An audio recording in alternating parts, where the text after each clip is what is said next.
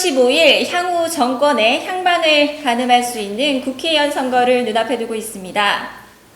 뉴데일리 대구 경북본부와 뉴스엠에서는 이번 선거에 출마하신 후보를 직접 만나 고견을 들어보며 여러분들의 선택에 도움이 될 수 있는 시간을 마련하고 있습니다. 이번 순서는 포항시 남구 울릉군의 새로운 도약을 이끌어낼 영일만의 자존심, 포항 전문가, 더불어민주당 허대만 후보를 만나볼 텐데요. 허대만 후보는 포항시 최연소 시의원이자 더불어민주당 경상북도당 위원장을 역임하며 이 포항시 지역 발전을 위한 풍부한 경험으로 인정받고 있습니다. 후보자를 만나보도록 하겠습니다.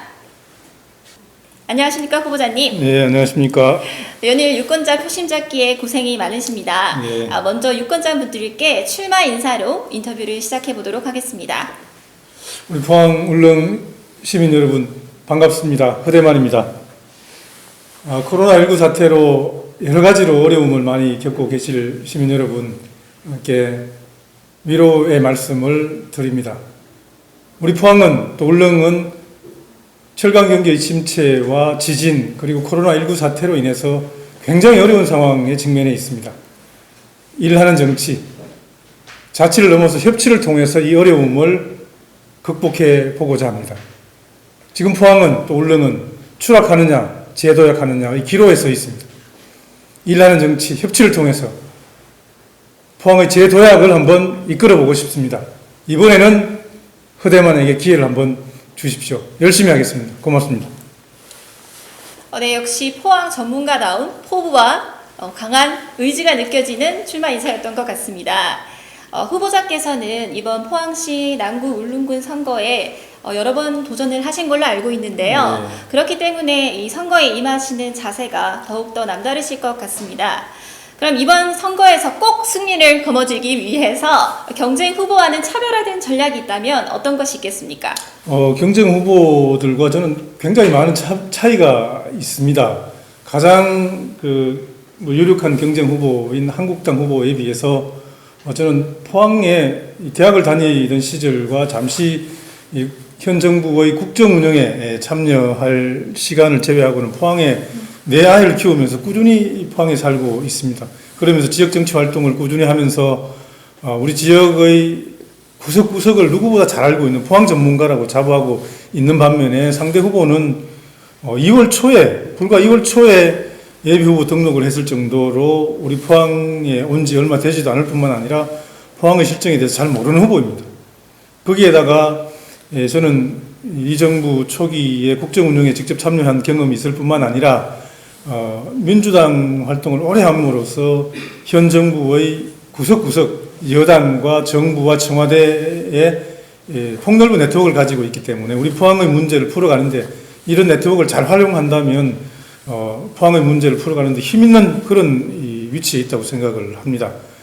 제가 포항을 누구보다 잘 아는 포항 전문가라는 점과 현 정부의 구석구석에 충분한 네트워크를 가지고 있는 집권 여당의 힘있는 후보다라는 점이 상대 후보에 비해서 확연하게 구분되는 점이고 이것을 통해서 우리 포항의 어려운 숙제를 풀어가는데 확실한 경쟁력이 있다고 저는 생각을 하고 있습니다. 네, 이 포항 지역에서의 풍부한 활동을 바탕으로 이 연륜이 느껴지는 답변 잘 들었습니다. 그렇다면 정책에 대해서 이번엔 질문을 드리고 싶은데요. 네. 후보자께서도 아시다시피 포항 지역은 이 철강 산업이 중심이 되는 지역인데요. 하지만 현재 철강 산업이 상당한 침체기에 있고 또 2017년 촉발했던 지진과 또 현 코로나 사태로 인해서 지역 경제가 상당히 침체되어 있는 상황입니다. 이러한 침체기를 극복하고 이 포항시가 더 나은 도약을 하기 위해서 꼭 필요하다고 생각하시는 중요 정책이 있다면 어떤 것이 있겠습니까? 예, 제가 출마 선언을 하면서 7가지의 핵심 공약을 발표를 했습니다. 7가지 핵심 공약의 공통점이 뭔가 하면 우리 포항의 새로운 일자리, 또 새로운 성장 동력, 그리고 우리 시민들의 생활 환경 개선 여기에 초점을 맞춰서 7가지 공약을 제시를 했는데요. 그 중에 대표적인 것이 블루밸리 국가산단에 미래형 자동차 공장을 유치하겠다는 것입니다. 지금 현재 이명박 대통령 시절에 조성해 놓은 블루벨리 국가산단이 텅텅 비어 있습니다. 아무런 공장이 들어서 있지 않은데 여기 어떤 공장을 유치해야 되는가를 깊이 고민을 한 끝에 저는 미래형 자동차 공장을 유치하는 것이 우리 포항의 새로운 이 산업 구조를 만드는데 손쉬운 길이다, 또 중요한 길이다라고 생각을 하게 됐습니다. 왜 그러냐면 우리 포항은 잘 아시는 것처럼 자동차 소재가 많이 생산되는 철강 도시입니다. 이런 점에 있어서는 뭐 대한민국 아니 세계 최고의 경쟁력을 가지고 있는 도시죠. 그리고 현 정부 들어서서 우리 포항은 배터리 규제 자유 특구로 지정이 되어서 배터리 산업이 발전될 수 있는 잠재력이 많이 만들어지고 있습니다. 그리고 포항공대에 인공지능 대학원이 개설이 되어서 우리 포항에서 인공지능 분야의 산업이 또 기술력이 성장할 가능성이 매우 높아졌습니다. 그리고 우리 포항 인근의 외동에 가면 자동차 부품 공장이 굉장히 많습니다.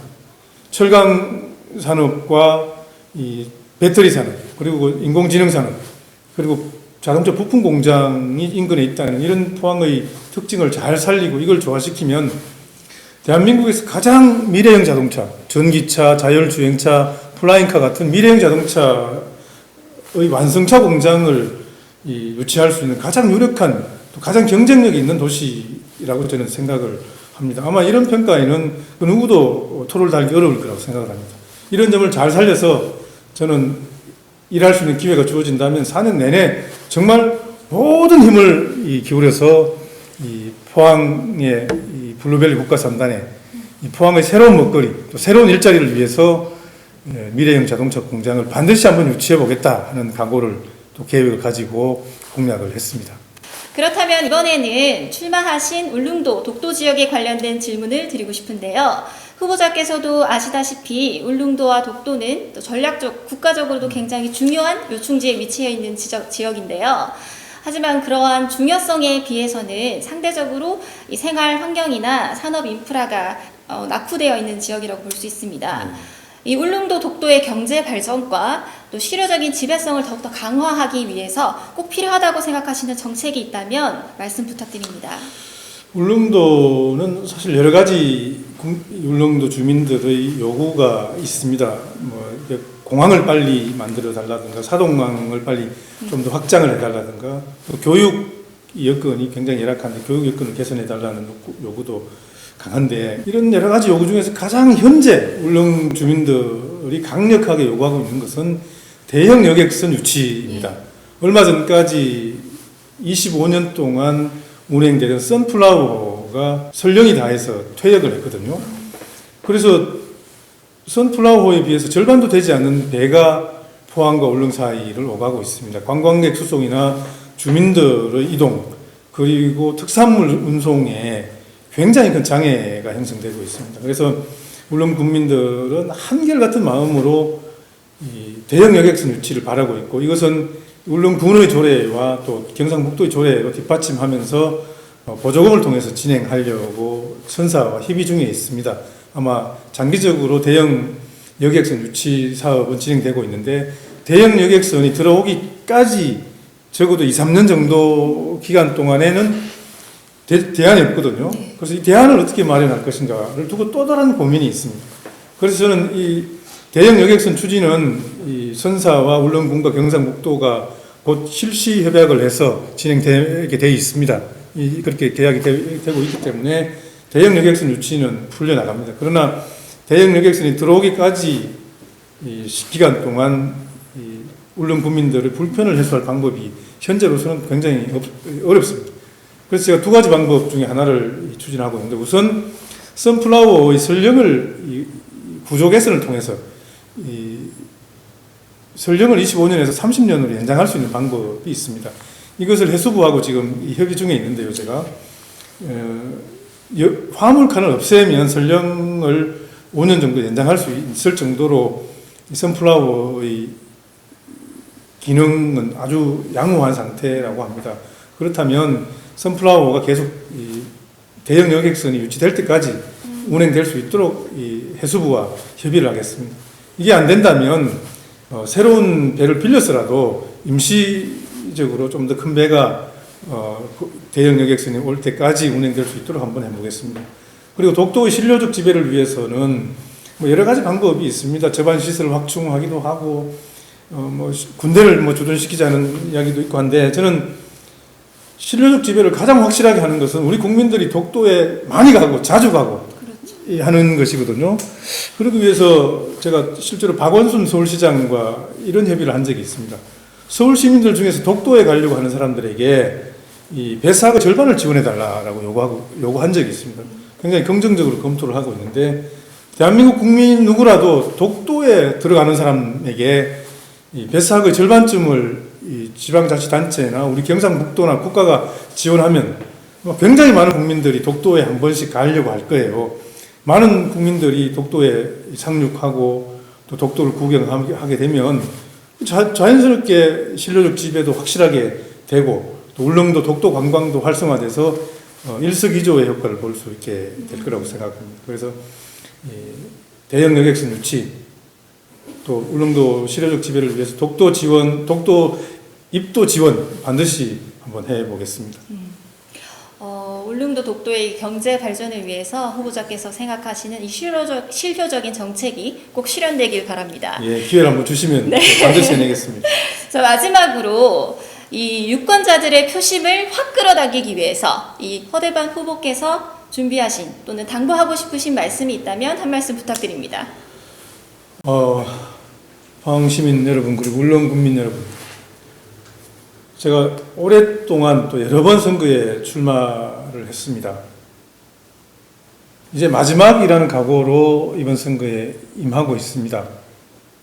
이번에는 꼭 포항 시민들의 선택을 받고 싶습니다. 오랫동안 선거에 낙선하면서 한 걸음 한 걸음 정치적으로 성장해 왔다고 생각을 합니다. 지금은 그 누구에 비해서도 우리 포항의 숙제를 풀기 위한 여러 가지 이 경험과 위치를 확보하고 있다고 생각을 합니다.